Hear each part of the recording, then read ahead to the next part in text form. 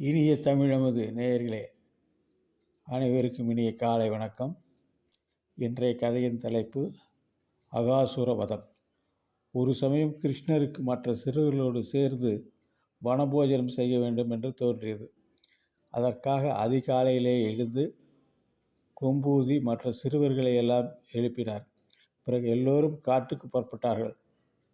சாப்பாட்டு உரி, பிரம்பு, கொம்பு, புல்லாங்குழல் எல்லாவற்றையும் எடுத்துக்கொண்டு அவர்கள் ஆயிரக்கணக்கான தங்கள் கன்றுகளை முன்னால் ஓட்டியபடி மகிழ்ச்சியோடு போனார்கள். காட்டை அடைந்த பிறகு எல்லா கன்றுகளும் மேய விட்டு இவர்கள் விளையாடலானார்கள். எல்லா அலங்காரமும் செய்து கொண்டார்கள். ஒருவருக்கொருவர் சாப்பாட்டு உரிகளை மறைத்து வைத்து தேடவிட்டு சிரித்தார்கள். தேடி கிடைக்கவில்லை என்று எண்ணும்போது எடுத்து கொடுத்து பரிகசித்தார்கள். சிலர் புல்லாங்குழல் ஊதினார்கள், சிலர் கொம்பு வாத்தியத்தை ஊதினார்கள்.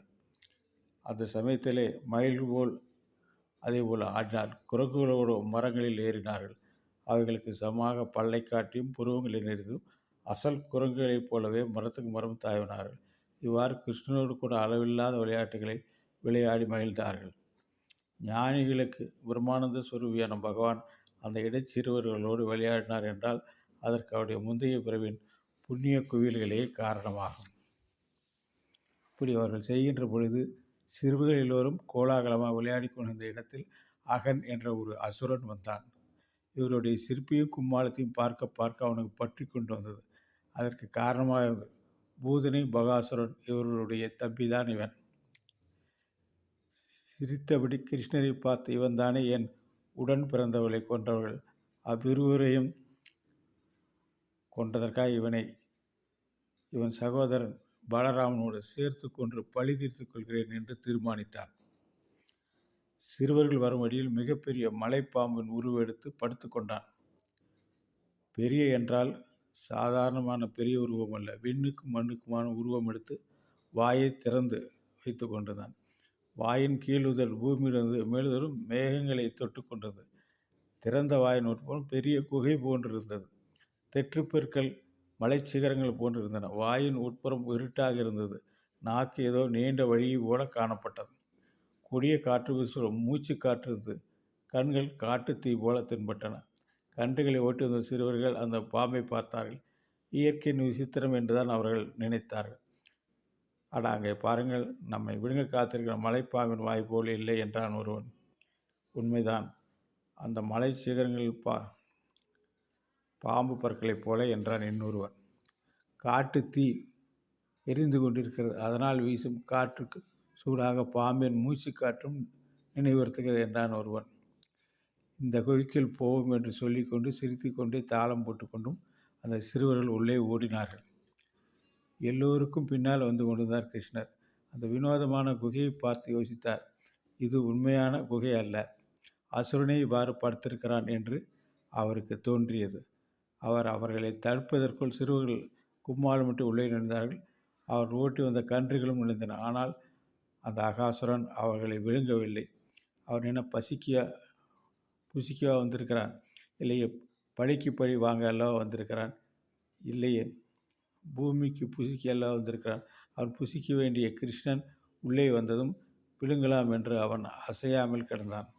அவன் விழுங்காவிட்டாலும் கூட குகையனை எண்ணி உள்ளே போனவர்கள் அனைவரும் அந்த அசுரனின் அந்த அக்னியினாலே அந்த வெப்பத்தில் இறந்து போனார்கள். வெளியே இருந்த கிருஷ்ணர் யோசித்தார், இந்த அசுரனை கொல்லவும் வேண்டும், சிறுவர்களையும் காப்பாற்றவும். இதற்கு என்ன செய்யலாம் என்று யோசித்து ஒரு முடிவுக்கு வந்தவர் தானும் அசுரனின் வாய்க்குள் புகுந்தார். தொண்டைக்குள் போனதுமே தன்னுடைய உருவத்தை பெரிதாக்கி கொள்ள தொடங்கினார். அவ்வளவுதான், பிடி பிதுங்கி பிடியுமாக புரண்டு மூச்சு விட முடியாமல் போய் உயிரானது அந்த அசுரன் தலையை பிய்த்து கொண்டு வெளிப்பட்டது. அகாசுரன் மாண்டான். அதன் பிறகு இறந்து கிடந்த சிநேகிதரை எல்லாம் கன்றுகளையும் தம் பார்வையில் கிடைத்த சிநேகிதர்களையும் கன்றுகளும் தன் பார்வையின் கடாட்சத்தால் எழுப்பினார். கிருஷ்ணர் எல்லோரையும் அழைத்து கொண்டு வெளியே வந்தார். அப்போது அந்த பாம்பிலிருந்து வெளிப்பட்டிருந்த ஓர் ஒளி கிருஷ்ணர் வரவும் காத்தது. அது வெளியே போனதும் அதற்குள் பிரவேசித்தது.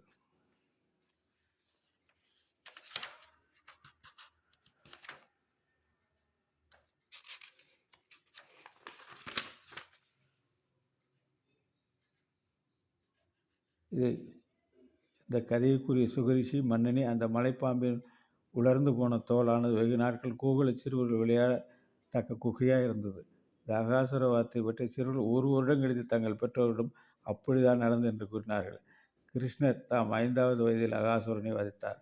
அவர் 6வது வயது தான் வீட்டில் இருப்பவர்களுக்கு தெரிய வந்தது.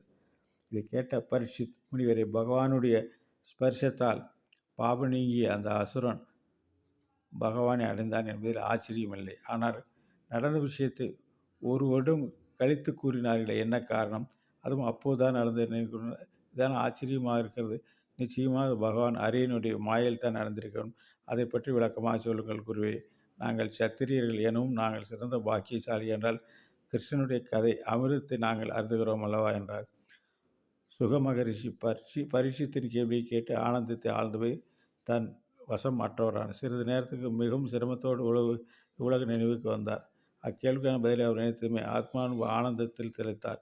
என்றால் ஞானிகளுக்கு பேரின்பதை தரக்கூடிய பெரிய ஞான வளர்ச்சியை தரக்கூடிய சரிதமே அக்கேள்வியின் பதில்.